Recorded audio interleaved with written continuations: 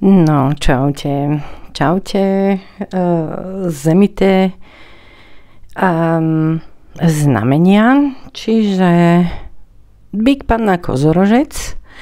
No, ja som vysvetľovala v minulom videu, pozri si úvod, prečo je to tak, no a poďme vlastne rovno na vec, ale ešte predtým, tu je Panna, ešte predtým, ako začneme, chcem poprosiť, určite mi tu nechaj like, nie je to ako pre teba nič, čo nedokážeš urobiť, no a mne to urobí radosť, takže Panna, ale najprv si nájdem z Veľkej arkány kartu, takže táto karta vlastne znázorňuje v mesiaci november harmóniu, slobodu, možno trpezlivosť, pokoj, rovnováha a proste spokojnosť. No, tak si rozložíme ostatné karty.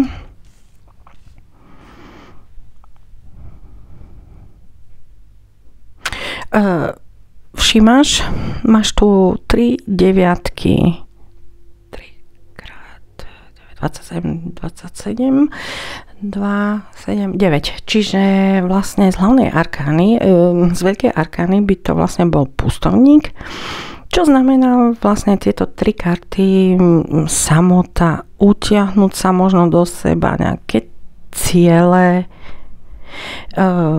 v pokoji akože si predumať, nejaká vlastná cesta, možno hľadanie samej seba a možno aj trošku vypnúť. No, ale už konečne poďme na to. Začneme hneď s financiami, s kariérou, prácou a tak ďalej. Máme tu vlastne 5 mincí, 4 mince. No, v mesiaci november by trebalo byť opatrnejšou pri výdavkoch. Možno sa tam javí nejaká skúposť a možno sa držíš práce alebo nejakých svojich našetrených peňazí zubami, nechtami, no a možno máš potrebu nejakej tej istoty, áno, stískaš si tie peniažky, aby bola vlastne nejaká tá istota. Čo sa týka nejakých emócií, vzťahov, tam je to v poriadku. Splnené želania, taký pokoj medzi, alebo teda vo vzťahu. Cítiš sa možno milovaná, milovaný. No a možno si aj budeš teda v mesiaci november, pretože ešte nemáme mesiac november, budeš obklopená alebo obklopený tými správnymi ľuďmi. OK? To tiež nie je akože zlé, je to fajn karta, krásna karta, dokonca u mňa vyvoláva taký pokoj. Keď si všimneš, na tejto karte sedí pri mori alebo pri oceáne, to ja už neviem. Za sebou má poháre, to znamená nejaká istota, áno? No, čo sa týka vlastne nejakých tých cieľov, je. No, tu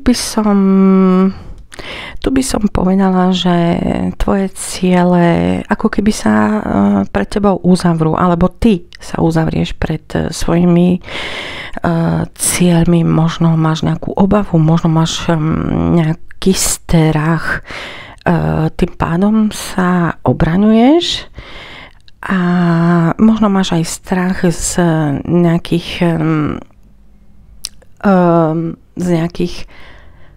rán, ktoré sa môžu znova otvoriť, ktoré vlastne vznikli ešte v minulosti. No a čo sa týka komunikácie alebo nejakých konfliktov. Tam to bude tiež ako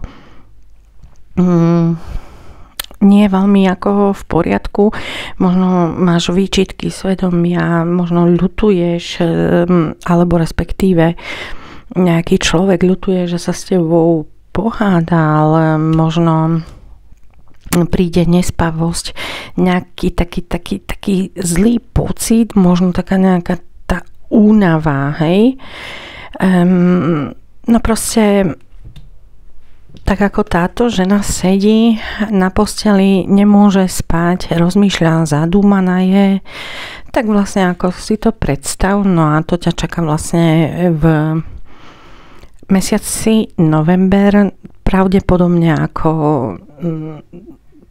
je v tvojej blízkosti človek, ktorý ti povedal škaredé veci, alebo možno ty nejakému človeku, takže ťa to bude naozaj mrzieť. Ale aj tak, nie je to až tak zlé. Nie je to až tak zlé. No a ja pokračujem vlastne bíkom. Tu je bík. Takisto najprv pohľadám kartu z Veľkej arkány,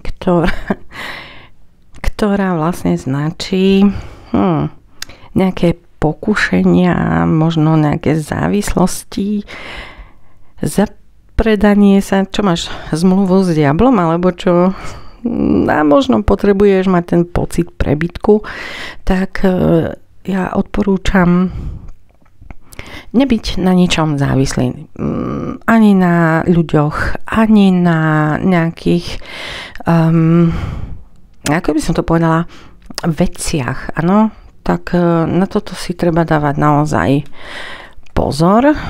No a teraz si dáme vlastne 4 karty z malej arkány z každej farby teda. Tieto ako vypadli. No a poďme si o nich niečo povedať. Začneme hneď zľava. To znamená nejaké ciele, tvoje ambície, to je v poriadku. To vlastne budeš mať pocit nejakej tej výhry. Áno. Možno dostaneš nejaké dobré správy, uznanie, alebo sa chystáš už vlastne v tom svojom cieli, už vlastne do cieľa, keď si rozumieme. Čo sa týka vzťahov, tam je to paráda.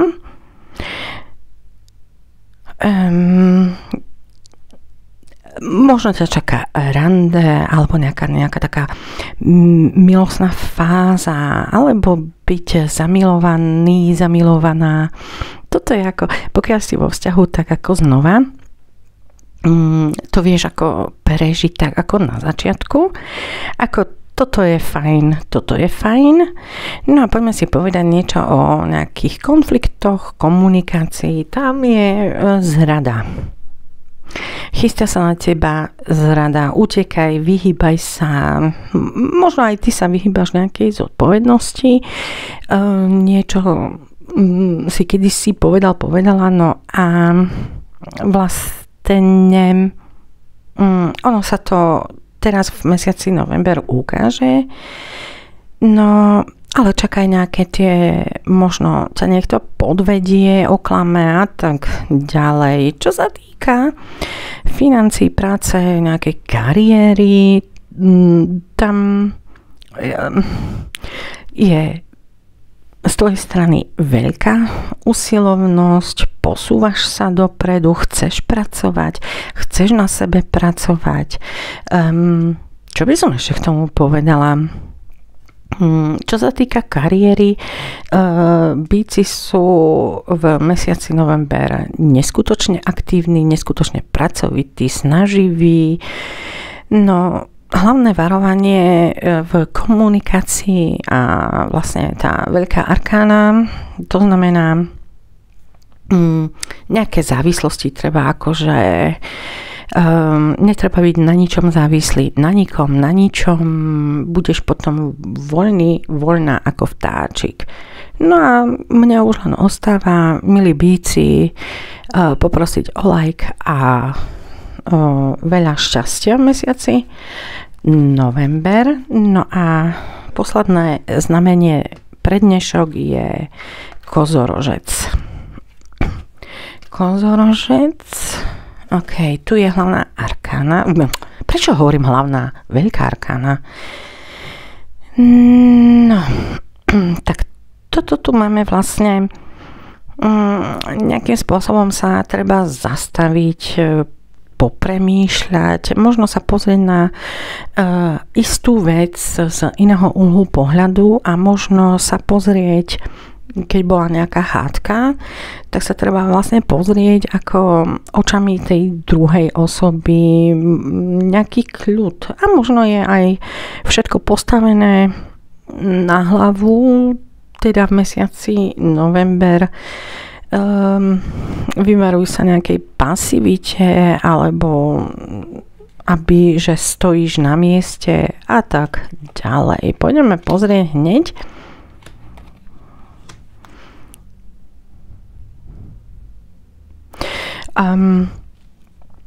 Tu máme vlastne dve šestky. To máme vlastne trojku z veľkej arkány, čiže cisárovna. Čo by som vedela o tom povedať? Nejaký rast, vývoj, nejaká kreativita. Možno sa potrebuješ s láskou o niečo, o niekoho starať, čo vlastne aj ukazuje táto karta. Môžeš byť kľudne laik, to pochopíš, že tento muž dáva, neviem, či je to žena alebo muž, niečo, hej, takže s láskou budeš pomáhať a možno aj nejak veriť v seba, veriť vlastne v život. No ale poďme si povedať, čo sa týka vzťahov, nejakých emócií, tam to bude absolútne skvelé. To bude, možno na teba čaká mesiaci november nejaké láskyplné stretnutie, možno začneš s niekým chodiť, alebo ako, rozumieme si, hej? Začínajúci vzťah,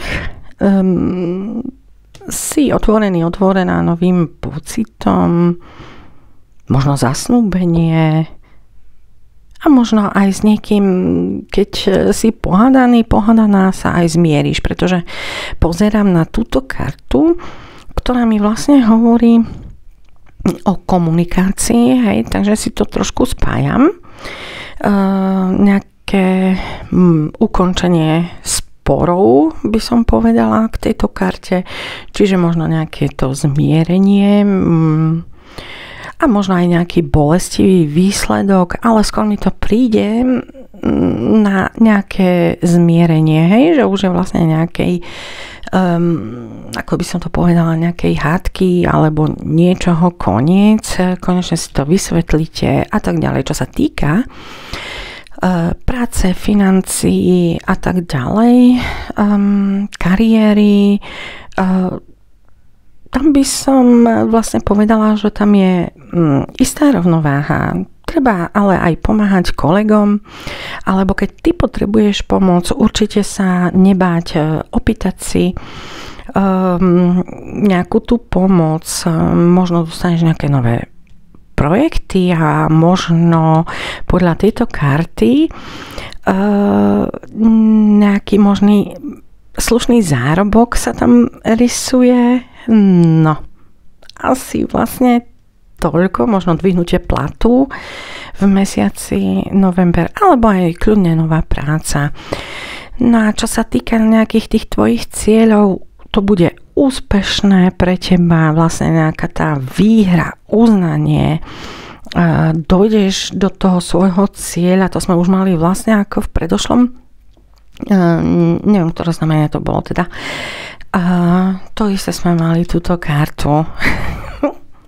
Ale dosť často sa opakuje aj táto ako vysilec, obesenec, alebo ako by som to povedala. No, tak vlastne kozorožcov v novembri čaká celkom fajn obdobie. Konečne sa zmieria s niekým, uzavrú konečne nejakú tú istú dohodu, príde vysvetlenie, čo sa týka práce, Takisto je to tam fajn. Ako som už povedala, môžeš očakávať nejaký... Pokiaľ nemáš prácu, môžeš očakávať, že mesiac november je pre teba ten vhodný, čiže vypisuj rýchlo žiadosti do práce, pokiaľ už prácu máš, je tam naozaj možnosť zvýšenia platu. Takže kozorožci, takisto lajčík, nezabije ťa to, mňa to posilní. Určite očakávam like. A takisto aj kozorožcom príjemný november. Maj sa krásne. Čau, čau.